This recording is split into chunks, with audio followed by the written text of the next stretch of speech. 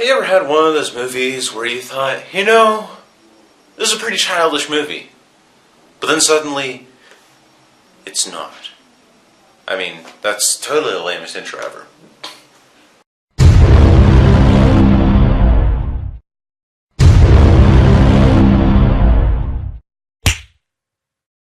Pixels. An Adam Sandler movie. I mean, I haven't watched very many Adam Sandler movies. The only other movie I actually watched was Bedtime Stories, which was rated PG, and appropriately too. I thought, like, okay, this is a PG rated movie. It's kind of got a weird premise to it. I've seen the trailer. It looks kind of goofy, and I eventually watched it years after it came out. And I was like, okay, I mean, I can see that being a PG movie. I can see that being a children's style of movie. And I totally understood that. And then I was like, oh, Pixels, this is interesting. And I kind of forgot about the whole Adam Sandler thing, and I didn't know, like, this kind of style of script was, like, the style of movie he actually really oddly likes to do. Like, it's kind of his, I don't know, stereotype that you could put into his movies, the movies that he's in. And I was like, okay, Pixels, PG-13. I was like, that's kind of interesting.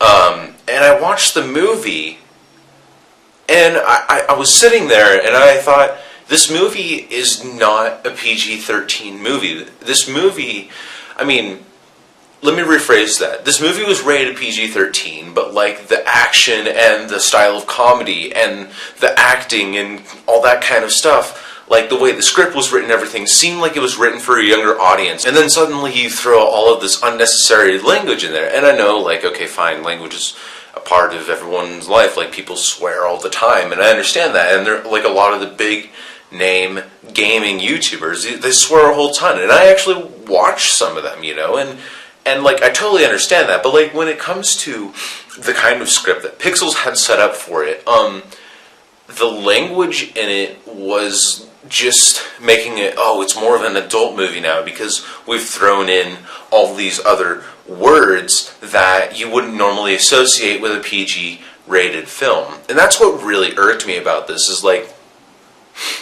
you're sitting here, you're watching, it's kind of goofy, it's kind of silly, it's kind of like kiddish, and then suddenly, like, someone swears, you know, and you're just like, oh, man, now the kids can't watch it, so it's for adults. But no, it's not for adults because the script is so childish, you know. To give you guys a basic synopsis of this movie, so what happens is Adam Sandler, or, I mean, I was just saying Adam Sandler because I forgot his character's name. He, as a kid, was like really well at detecting patterns in a video game, and it's like back in 1982, I believe is the time. And like, he's really good at detecting patterns in video games, so that's why he's really good at Pac-Man, that's why he's really good at like every game. But then the only game he's not good at, because there's no really detectable pattern, is Donkey Kong, right? And so he's so good, though, that like he eventually goes to this major gaming competition where it's like all these arcade games, and they say, and then at this competition they say, we're going to send the results of our gaming competition into space in hopes of finding alien life. And so anyway, Adam Sandler is in this competition. He goes up against this other guy who's like really proud and everything. And well, the proud guy, he eventually wins. He actually beats out Adam Sandler.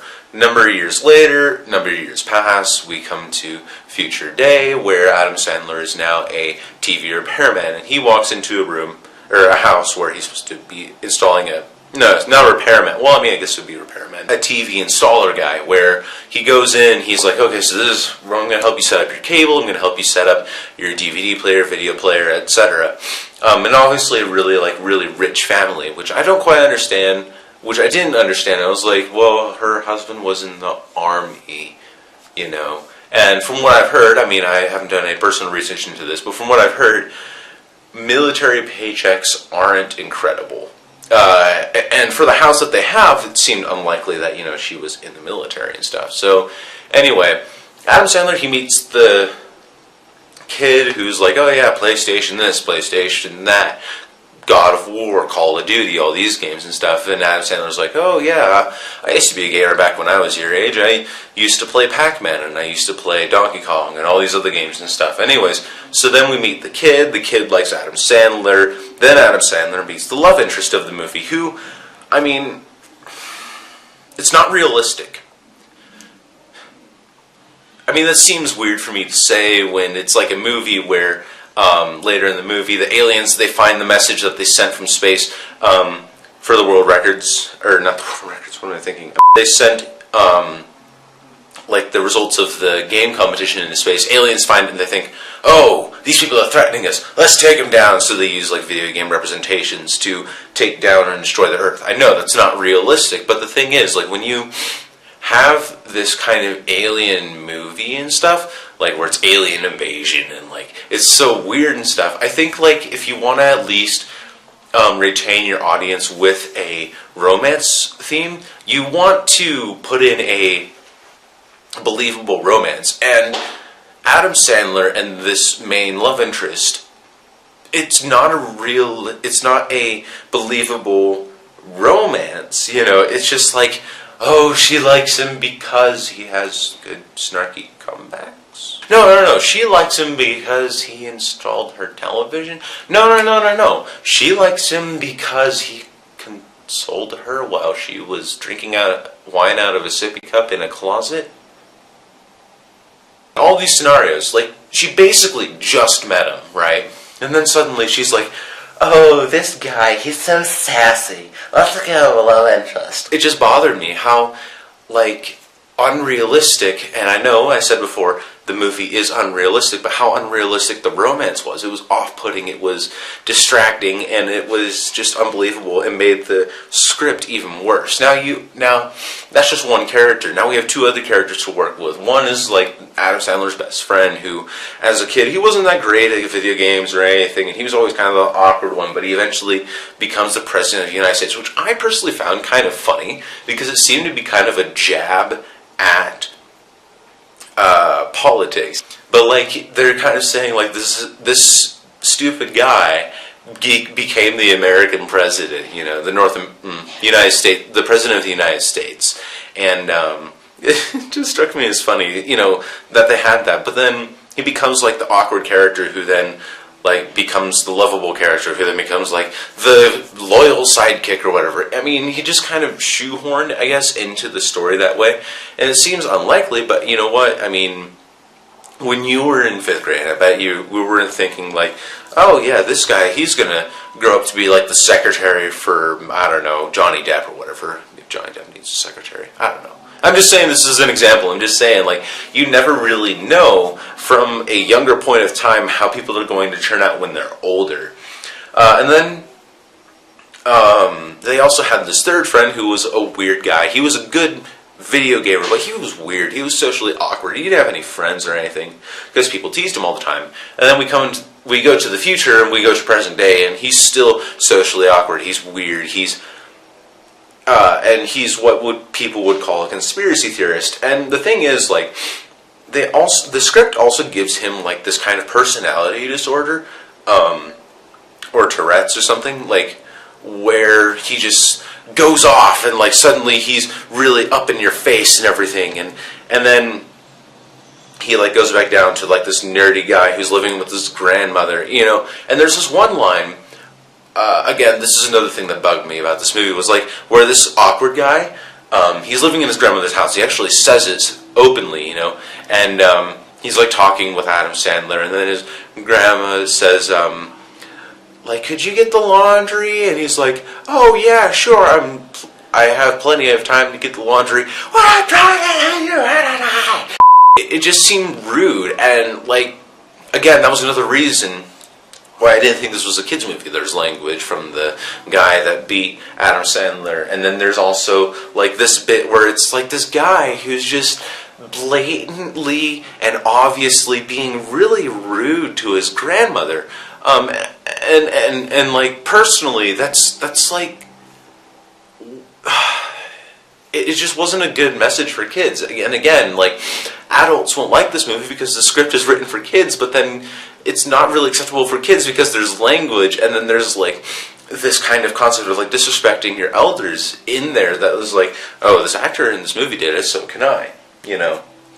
It just didn't seem like a well-rounded script. It tried too hard to appeal to massive audiences. And there's another character in there, the guy who beat Adam Sandler, the midget. He's a dwarf, and then he like ends up being in jail and stuff. It's like, look, kids, this is what happens when you play video games too much and beat somebody out. Then you get to go to jail. And then later out, they find out, oh, he was cheating, which wasn't obvious when he was like.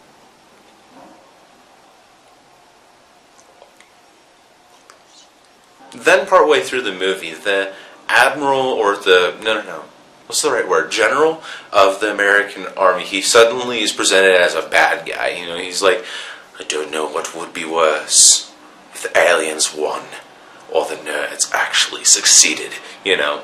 And the kind of annoying thing about that is that it's like already halfway through the movie, we've already established that, like, the aliens are the bad guys. The aliens are the guys that are trying to take down humanity, and it's up to these nerds to fight them off, you know.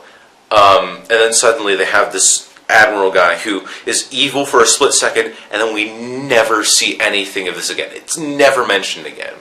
Ever. Same thing goes for, like, this movie has a really good record as well with mentioning things that would seem really important, but then never mentioning him again. And at the very beginning of the movie, they mention patterns in the video games, and then they're like, these patterns are really great, and then they go on to the military guys, and they try to explain to the military guys how to play video games, right? And I'm pretty sure that, like, the military guys would have had some experience, or they know how to shoot a gun. Like, a light cannon is what they eventually Deus Ex Machina out of nowhere to, like, hey, we've developed this technology out of nowhere that we think we can destroy the alien pixel blocks with, which is why it's called Pixels, because it's all based on pixelated games. And the thing is, like, why are you telling them how to play the game rather than the patterns? Like, okay, so if the centipede goes to the left at this point in time, you can know that he'll be going this way at another point in time. Or, like, you know, instructing them in this kind of sequence, you know. But instead, they don't explain it, and it seems to be a point that would be really important to explain to these guys. All in all, it was really like a typical Adam Sandler movie where he's the socially awkward guy who has all these snarky lines and comebacks, and then, I forgot to mention something. Another reason that this movie is not for kids is because, or not necessarily for kids, like, I mean, it's your decision if you want to watch it or not. I'm not one to stop you, but I'm saying, like, it's not as kid-friendly as I would think other movies would be, where there's a whole ton of, like, innuendo, you know, and a whole ton of, like, all this like, really adult kind of talk throughout the film, you know. It's like, well, I mean, who are they trying to appeal to here, you know? I mean, and I've seen some people say, oh, yeah, I really like this movie because, like, it's a cheesy action film, and I like laughing at cheesy action films. I'm like, yeah, okay, but the thing is, who is it trying to appeal to? I don't know. Subjective thing, really. So, yeah, I think that's all I have to say. And my question for the end of this video is, have you guys seen Pixels? What are your thoughts? Comment below in the comment box down below this video.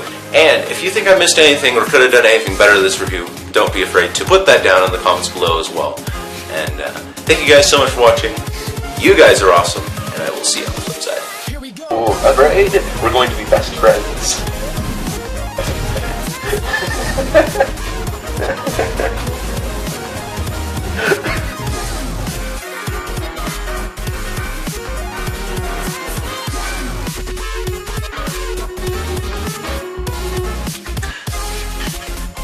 Wait, what was my average life? 41 seconds. Again. I haven't dated vomit. Yep. Oh my god.